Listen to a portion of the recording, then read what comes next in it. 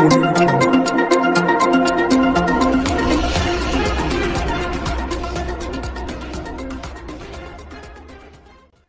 सेवी और उद्योगपति सुब्रतो चटर्जी और बलू चटर्जी के 64वें जन्मदिन के मौके पर आज पीसी चटर्जी मार्केट के सामने एक रक्तदान शिविर का आयोजन किया गया।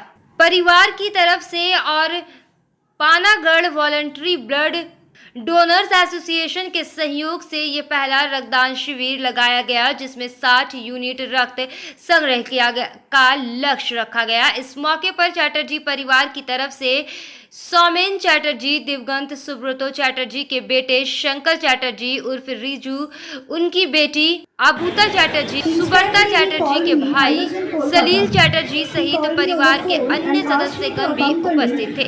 इनके अलावा आसनसोल चेंबर ऑफ कॉमर्स के अध्यक्ष नरेश अग्रवाल, सचिव शंभुनाथ झा भी उपस्थित थे। रक्तदान शिविर का उद्घाटन दिवंगत सुब्रतो चटर्जी की पत्नी उमा चटर्जी, उनके बेटे शंकर चटर्जी, भतीजे Soumen Chatterjee, Asansol chamber of commerce के अध्यक्ष नरेश अग्रवाल और सचिव शंभुनाथ झा ने संयुक्त रूप से किया। Instantly he called me. I was in Kolkata. He called me over phone and asked me to accompany my mother to the residence of the baby, which was stated in the paper, and meeting the treatment and hand over some amount to his parents. Next day we reached to the house and met the parents of the baby and handed over some fruits. After some conversation we came back. This was undoubtedly a noble gesture on the part of my dad, and I feel proud. Your education was from Ramakrishna Mission High School, and the teaching from the life of Sri Ramakrishna, Ma Sharoda Muni, as well as পুরো পারিবারিক সঙ্গে আমরা কিন্তু আমার একটা গাড়ি ছিল, সেটা ওর মনে থাকতো সব সময়। ওই গাড়িতে আমরা ইন্ডাস্ট্রিয়াল সবাই পিকনিক করতে ফ্যামিলি থেকে যেতাম।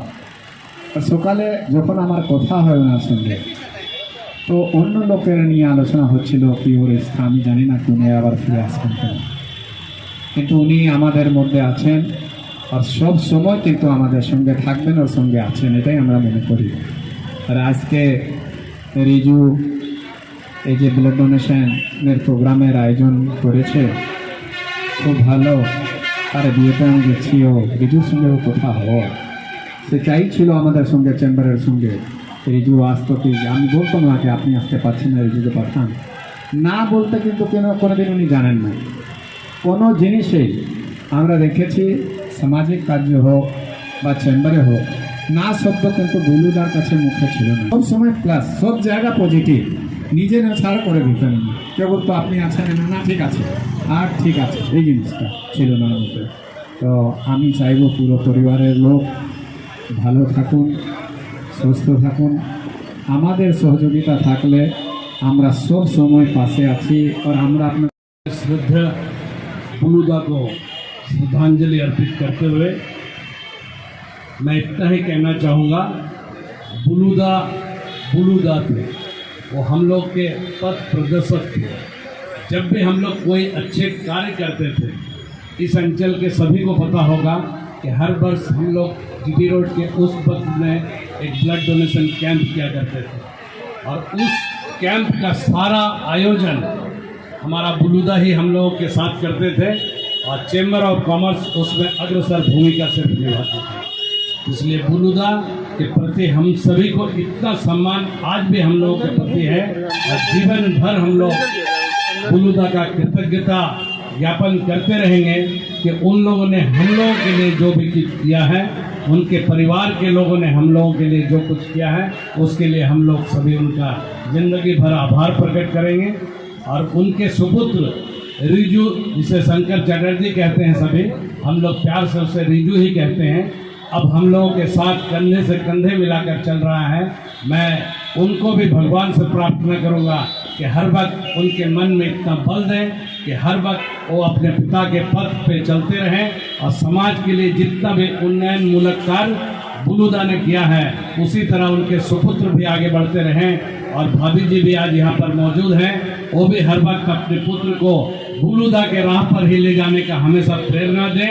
और आसनसोल चेंबर ऑफ कॉमर्स का प्रत्येक सदस्य उनको आश्वासन देता है, उनके परिवार के साथ हर वक्त जुड़ा रहेगा।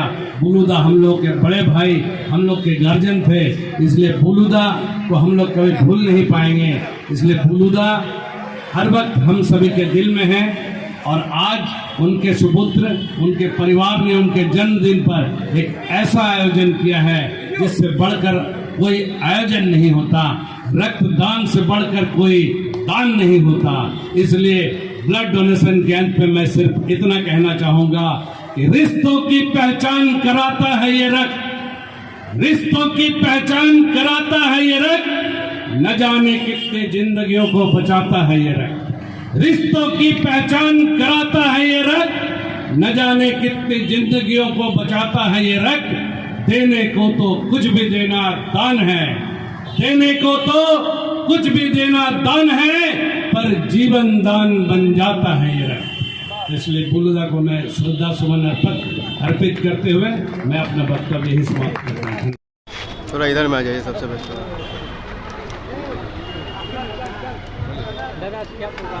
आज मेरे पिताजी लेट सुब्रतो चैटर्जी, बुलुदा का नाम से जाना जाते थे, जो उनका 64th बर्थडे में हम लोग एक ब्लड डोनेशन कैंप ऑर्गेनाइज़ किए हैं, क्योंकि वो भी हमेशा सामाजिक काम में पूरा जुड़े रहते थे। चारों तरफ से सामाजिक काम जितना हो सके, जैसे करके हो सके वो करते थे। तो हम लोग भी परिवार का हिसाब से, हम लोगों का चैटर्जी ग्रुप के हिसाब से जितना हो सके उनका फुटप्रिंट्स जो बोला जाता है वो हम लोग फॉलो करके आगे बढ़ना चाहते हैं।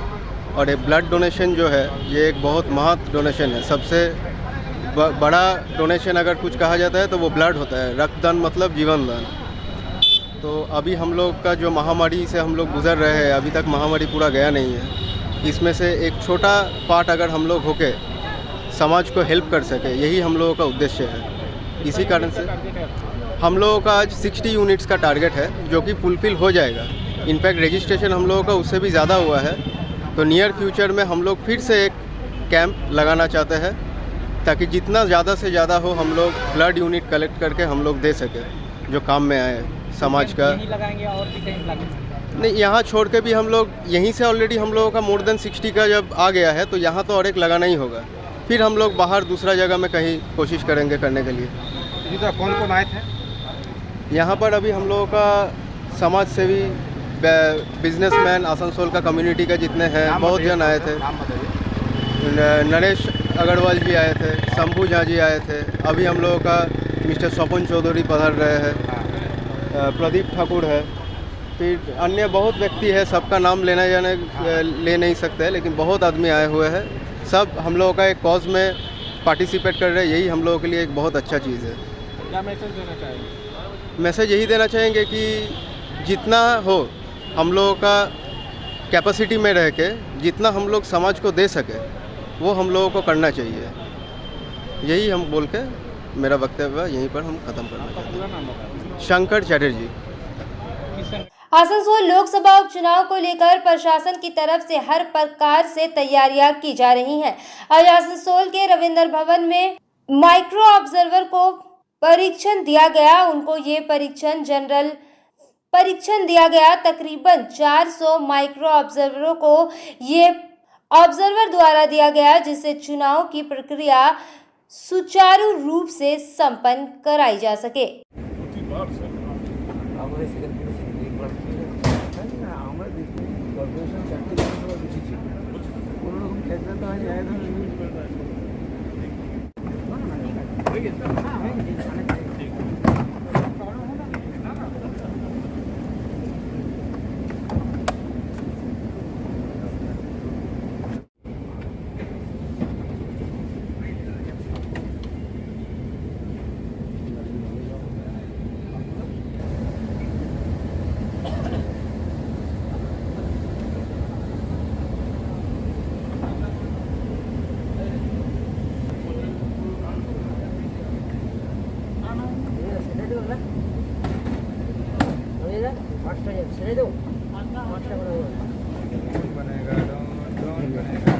কেউ থেকে যায় একটা মানুষের নাম একই ভোটার লিস্টে দুবার হয়ে গেছে, ডুপ্লিকেট। কয়েকদিনের মধ্যে কেউ মারা গেছে, ডেড হয়েছে, এরকম ঘটনাও ঘটে। আবার কিছু হয়ে গেছে, এরকম কিছু থাকে। বিয়ে ভোটার স্লিপ ইস্যু করার পরে যে স্লিপগুলো ইস্যু করতে পারবেন না তাদের নামে একটা তালিকা দেন, ASD অ্যাবসেন্টি শিফটেড আছে, যে এরা আমার কাছে খুব সাসপিসিয়াস, কারণ এরা এই মুহূর্তে বিএলও রেকর্ড অনুসারে এলাকায় এই মুহূর্তে নেই। তোমাকে আমরা এই কাগজটা তো বলবে না যে এরা ভোট দিতে পারবে না, এই কথা বলবে না। তুমি কি দেখবে যে যাচ্ছে না, তুমি ওই লোকটা আসলে ওই লোকটাকে ক্রস এক্সামিন করো, করে সঠিকভাবে দেখো যে সেই লোকটা এসেছে কি প্রুফ না, দরকার হলে আরো কোনো যে সমস্ত ভোটাররা ভোট দিতে এসছে তার সাথে গেছে সে তার পৈতৃক বাড়িতেই ভোট দিতে এসছে। এই জিনিসগুলো যে এসটি ভোটারদের ক্ষেত্রে প্রিসাইডিং অফিসার, এটা আপনাকে দেখতে হবে। এই ইন্টারোগেশনটা খুব প্রশ্ন থাকছে। নেক্সট আছে এক ভোট শেষ হয়ে যাওয়ার পরে 17C ফর্ম ফিল আপ করতে হয়, অর্থাৎ কত ভোট ছিল, কত ভোটার ছিল, কত ভোট পড়ল, এবং তার সিক্রেসি ভেঙেছে বলে বের করে দিয়েছে, অথচ 17 এর রেজিস্টারে তার সই করা ছিল। I'm the general observer for AC 275 and 278. So our micro observers of 275 and 278 present here. On the randomization as yet. Okay, no problem. We'll have the randomization and then you will know which is the AC which has been allotted to you. Right? Now, please understand the role of a micro observer, which Mr. Chakrabarti is already making a presentation on this subject. I am the general observer.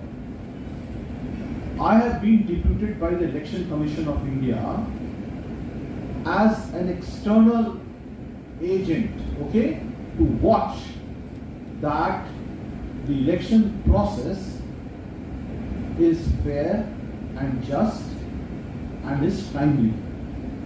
And you as our micro observer, you represent me. You are representing me and you will report to me. That's very, very important, you must bear in mind. You will be all sent to the critical polling stations. Each polling station will have a micro observer. Right? We will do the randomization and you will come to know about it. So please understand, the micro observers play a very, very critical role in the conduct of elections at two levels. One, on the day of the poll, on the 12th, you will be at the polling station as the watchdog of the process which is unfolding in the polling station, and there will be a pro forma which you have to fill up after the polls. 40 Asansol Lok Sabha কেন্দ্রের উপনির্বাচন, সেই উপনির্বাচন হচ্ছে আগামী 12 তারিখ। এই উপনির্বাচনে বিভিন্ন বুথে micro অবজারভারদের appointment হয়ে গেছে। আমরা মাইক্রো অবজারভারদের অ্যাপয়েন্টমেন্ট দিয়েছি। মাইক্রো অবজারভাররা বুথে গিয়ে পোলিং পার্সোনালরা তার সরকারি নির্দেশ মতো এবং যে সমস্ত নিয়মকানুন মেনে ভোট হওয়ার কথা সেই বিষয়গুলো পর্যবেক্ষণ করবেন এবং অনারেবল অবজারভারকে তারা সেই সংক্রান্তভাবে রিপোর্ট দেবেন। আজকে সেই মাইক্রো অবজারভারদেরকে আমরা এইখানে ট্রেনিং ভেন্যুতে ট্রেনিং দিচ্ছি। ট্রেনিং মূলত দেবেন আমাদের যিনি জেনারেল অবজারভার যারা রয়েছেন সেই জেনারেল অবজারভারে দেবেন। আমরা একটু শুধু ব্রিফ আউটলাইন এখানে করব। জেনারেল অবজারভার সাহেবরা সবাই আসবেন 11:30 থেকে। এই মাইক্রো অবজারভারদের আজকে ট্রেনিং দেওয়া হবে। প্রায় 400 মতো মাইক্রো অবজারভারদের রিপোর্ট করার ট্রেনিং দেওয়া হচ্ছে এবং তার পরবর্তীকালে এনা থেকে এই 7টা বিধানসভার বিভিন্ন পোলিং স্টেশনে তাদেরকে এনগেজ করা হবে। শুধু মাইক্রো অবজারভারে হয়ে তারা সমস্ত ভোটিং প্রক্রিয়া সুষ্ঠুভাবে এবং নিয়ম মতো হচ্ছেন কিনা সেটা দেখবেন। এই জন্যই আজকে আপনার পরিচয়। আমি Anuj Chakraborty, associate officer, training section का ट्रेनिंग हो रहा है। अच्छा ट्रेनिंग चल रहा है यहाँ पर। हम जनरल ऑब्जर्वर है, वो हमको वहाँ हर एक पोलिंग स्टेशन में रहेगा, वॉच करेगा on the day of poll and on the day of counting on 16th। So the role of micro observer is very important and this training is being imparted for that purpose. Okay? अभी तक situation कैसा है election का जो क्या status है? General observers यहाँ तीनों है, they are watching and I think things are going on well and you can ask the other question to the returning officer. But for the micro observer, the training is going on and there will be other trainings, hands-on training as well. Sir, have you visited any critical problem, police station? I have visited so many critical polling stations, and I'm still going. What is the percentage of clinical? आज रानीगंज के 89 number ward अंतर्गत रानीगंज अंजुमन high school में उच्च माध्यमिक की परीक्षा दे रहे परीक्षार्थियों को तृणमूल छात्र परिषद और तृणमूल कांग्रेस युवा की तरफ से मिनरल वाटर, मास्क और पेन दिए गए। साथ ही उच्च माध्यमिक परीक्षा के लिए शुभकामनाएं दी गई। इस मौके पर तृणमूल कांग्रेस युवा के नेता सुब्रतो दास ने कहा कि माध्यमिक परीक्षा की भांति उच्च माध्यमिक परीक्षा के दौरान भी परीक्षार्थियों के हौसला अफजाई के लिए आज परीक्षार्थियों के बीच पेन, मिनरल वाटर और मास्क का वितरण किया गया है और उनकी परीक्षा के लिए शुभकामनाएं दी गई। उन्होंने कहा कि वे चाहते हैं कि सभी परीक्षार्थी अच्छे नंबरों से पास हों और अपने परिवार के साथ साथ बंगाल का नाम भी रोशन करें। इस मौके पर रानीगंज के 89 नंबर वार्ड के पार्षद मुजम्मिल अंसारी, शहजादा आरजू, मुख्तार सानू, नंदी विद्युत, पांडे चंदन, प्रमोद बॉडी आदि उपस्थित थे। रानीगंज से जाहिद अनवर की रिपोर्ट। आज আপনারা রানীগঞ্জ अंजुमन हाई स्कूलेर सामने কি কর্মসূচি রেখেছেন? আজকে তৃণমূল ছাত্র পরিষদের উদ্যোগে এবং তৃণমূল যুব কংগ্রেসের উদ্যোগে আজকে 89 নম্বর ওয়ার্ডে উচ্চ মাধ্যমিক পরীক্ষার দ্বিতীয় দিনে আমাদের ছাত্র যুব পাড়ার কাউন্সিলর 89 এর মোজাম্মিল সাজাদা সবাই আমরা একত্রিত হয়ে আজকে উচ্চ মাধ্যমিক পরীক্ষার্থীদের জলের বোতল, মিনারেল ওয়াটার, এছাড়া পেন এবং মাস্ক বিতরণ করলাম। তাদেরকে উৎসাহিত করলাম যাতে পরীক্ষা ওদের সফল হয়। শুভকামনা ওদেরকে আমরা করছি। আমরা এরকম প্রোগ্রাম মাধ্যমিকও করেছিলাম, ফুড প্যাকেটারে যাবতীয় প্রোগ্রাম করেছিলাম এবং আগামী দিনেও এই পরীক্ষা আমরা পরীক্ষার্থীদের এরকমভাবে ছাত্র পরিষদ সবসময় পাশে থাকবে, সাথে থাকবে। आसनसोल लोकसभा उपचुनाव में कांग्रेस की तरफ से प्रसन्नजीत पोदंडी चुनावी मैदान में हैं। आज उन्होंने एक रोड शो कर चुनाव प्रचार किया। इस मौके पर उन्होंने पत्रकारों से बातचीत करते हुए कहा कि वे आसनसोल के भूमिपुत्र हैं। उनके पास कोई पद रहे चाहे ना रहे, लेकिन वे हमेशा आसनसोल और आसनसोल की जनता की भलाई के लिए संघर्ष करते रहे हैं और संघर्ष करते रहेंगे। उन्होंने कहा कि अन्य दलों को आसनसोल की बेहतरी से कोई लेना देना नहीं है, उन्हें बस कुर्सी से प्यार है। মানুষ অপেক্ষা করছে 12 তারিখ ভোটটা দেওয়ার জন্য। যারা কর্পোরেশন ভোটে সাধারণ মানুষের গণতান্ত্রিক অধিকারকে কেড়ে নিয়ে আজকে কর্পোরেশনে বসে আছে, তার বিরুদ্ধে আওয়াজ তুলবে আসানসোল কর্পোরেশন এলাকার মানুষ। যারা পঞ্চায়েত ভোটে ভোট না দিতে দিয়ে উন্নয়ন বাহিনীকে দাঁড় করিয়ে দিয়ে ভোটটা কেড়ে নিয়েছিল, তাদের বিরুদ্ধে আওয়াজ তুলবে আসানসোলের মানুষ। আসানসোলের বেকার যুবকরা যারা রোজগারের আশায় ঘুরে বেড়াচ্ছে, যাদেরকে নেশায় আমসের কারবারে ঠেলে দেওয়া হচ্ছে, তারা প্রতিবাদ করবে। আমি বন্ধ কারখানার শ্রমিকের সন্তান হয়ে একটাই বার্তা পৌঁছাতে চাই। আমি আসানসোলে জন্মেছি, আসানসোলের স্কুলে কলেজে পড়ে ছাত্র রাজনীতি করে আসানসোলের যুবকদের আওয়াজ হয়ে, আসানসোলের সাধারণ মানুষের আওয়াজ হয়ে প্রতিটা দিন লড়াই আন্দোলন করেছি। একবার সুযোগ দিন। আসানসোলের কথা বলার পর দিল্লির সংসদে কেউ পৌঁছাবে না এরা, কারণ এরা আসানসোলের কথা বলতে আসেনি, এরা এসেছে নিজেদের চেয়ার দখল করতে। আমার চেয়ার থাকলেও আমি আসানসোলের মানুষের কথা বলবো। আমার চেয়ার ছিল না যখন, তখনও আমি আসানসোলের মানুষের কথা বলেছি। আসানসোল শিল্পাঞ্চলকে বাঁচাতে 22টা কয়লা খনি যেগুলোকে কর্পোরেশন করা বিক্রি করার নোটিশ হয়েছে, চিত্তরঞ্জন লোকোমোটিভ ওয়ার্কসকে কর্পোরেশন করার নোটিশ হয়েছে, হিন্দুস্তান কেবলস বাস স্ট্যান্ডার্ডকে বন্ধ করা হয়েছে। এর বিরুদ্ধে দিল্লির বুকে আওয়াজ তুলতে, আসানসোলের পানীয় জলের সংকটকে দূর করতে, আসানসোলের বেআইনি কারবারকে রুখতে দিল্লির বুকে আওয়াজ তোলার প্রতিনিধি, আসানসোলের মানুষের প্রতিনিধি হব আমি। তাই মানুষের সাড়া প্রচুর পাচ্ছি এবং মানুষ সাইলেন্টলি ইশারা করছে আমরা আছি। 12 তারিখ খালি ভোট দেবার অপেক্ষা। যে গুন্ডা বাহিনীকে নামিয়েছিল কয়লা চুরি, বালি চুরি, লোহা চুরি সিন্ডিকেটের লোকেরা, সেই কয়লা চোর, বালি চোর, লোহা চোরদেরকে জবাব দেবে আসানসোলের মানুষ, ব্যালটের মানুষ। जैसे जैसे आसनसोल लोकसभा उपचुनाव की तारीख यानी 12 अप्रैल नजदीक आ रही है, सभी सियासी दलों की तरफ से जोर शोर से प्रचार भी किया जा रहा है। इसी क्रम में रानीगंज के एनएसबी रोड में भी भाजपा की तरफ से स्थानीय भाजपा नेता दिनेश सैनी के नेतृत्व में प्रचार किया गया। यहां झारखंड सरकार में पूर्व मंत्री डॉक्टर लुइस मरांडी चुनाव प्रचार के लिए पहुंचे और उन्होंने लोगों के घर घर जाकर भाजपा प्रत्याशी अग्निमित्रा पाल के समर्थन में वोट मांगा। इस मौके पर डॉक्टर लुइस मरांडी ने कहा कि अग्निमित्रा पाल आसनसोल की बेटी हैं, जबकि टीएमसी के प्रत्याशी शत्रुघ्न सिन्हा मुंबई में रहते हैं।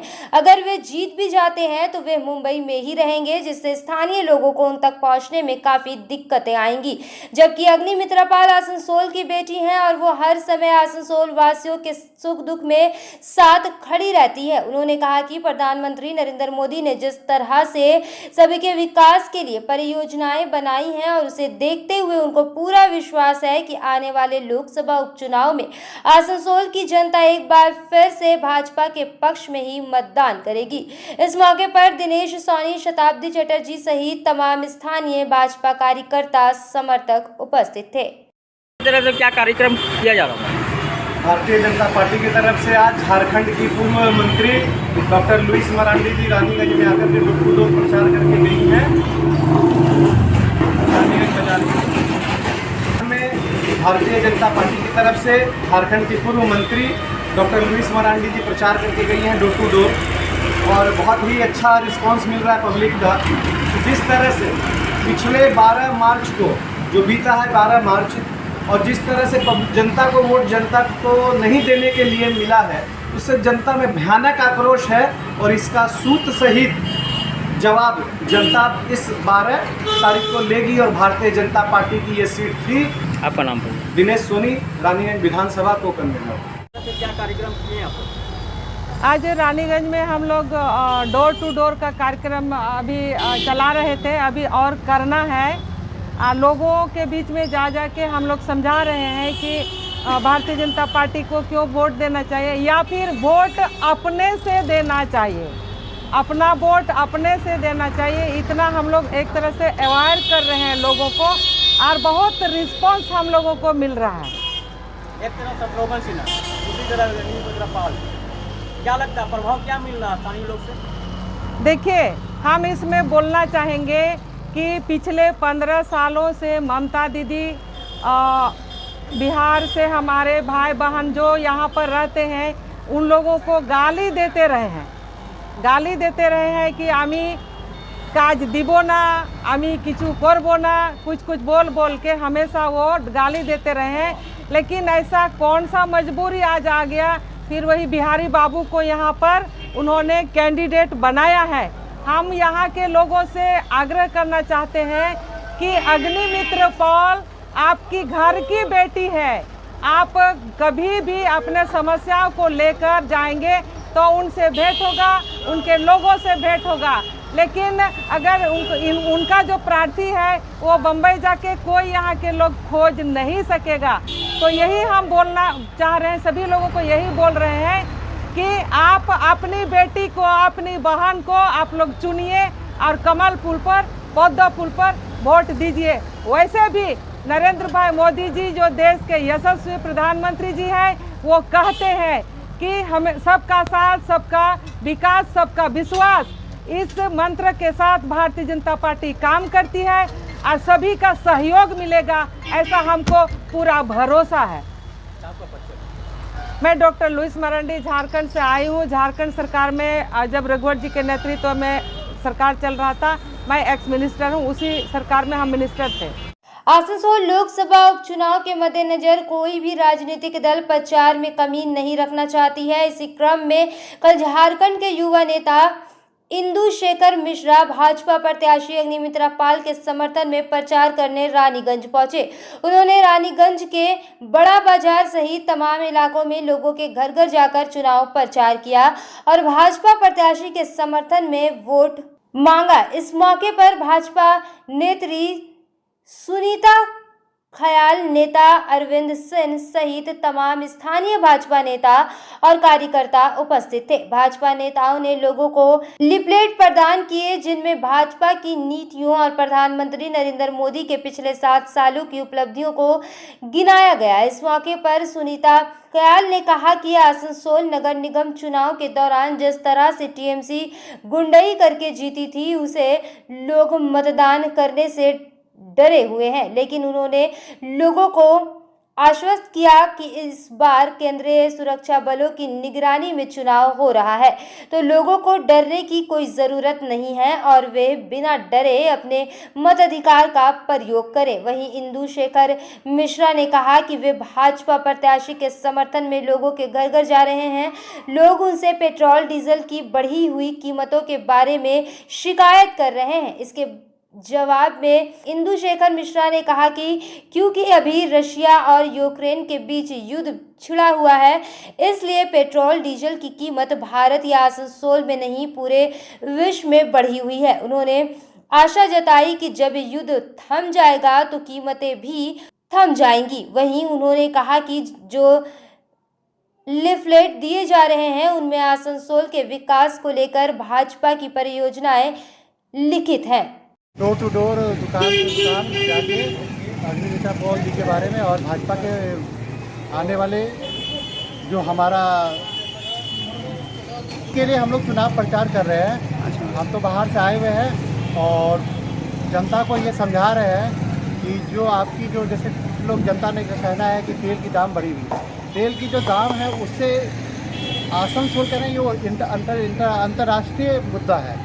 तो अभी तो तेल के दाम है वो फिर यूक्रेन वाली लड़ाई खत्म होगी वो दाम कम हो जाएंगे। अच्छा, आप लोगों को देखा जा रहा है कि लिफलेट लेके मतलब बाजार में डिस्ट्रीब्यूट कर रहे थे, क्या क्या है उसमें, मतलब डिटेल्स क्या है? वो उसमें विशेष है कि आसनसोल को कैसे डेवलप करना है, आगे का प्लान है, उसके जो मैनिफेस्टो है भाजपा का उसमें उल्लेख किया गया है। अच्छा, आपका नाम एवं क्या डेजिग्नेशन है आपका? मेरा इंदु शेखर मिश्रा हुआ, मैं झारखंड से हूँ। मतलब क्या डेजिग्नेशन है, मतलब क्या? वहाँ का मैं उपाध्यक्ष जिला, मतलब युवा का? नहीं, बीजेपी।